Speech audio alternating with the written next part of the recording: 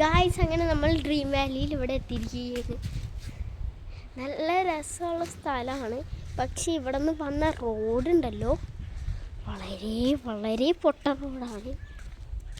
ഭയങ്കര ബ്ലോക്കാണ്. But dream വാലിയുടെ സ്ഥലം കൊള്ളാം. മൊത്തം പച്ചപ്പാണ്.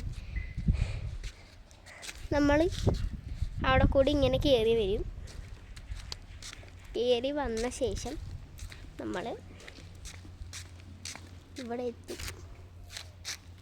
ഗൈസ്, അവിടെ പിന്നെ ഇവിടെ ഒരു ചെയറുണ്ട്. ആ ചെയർ ഞാൻ വന്നിട്ട് അവിടെ നിന്ന് കാണിച്ചു തരാം.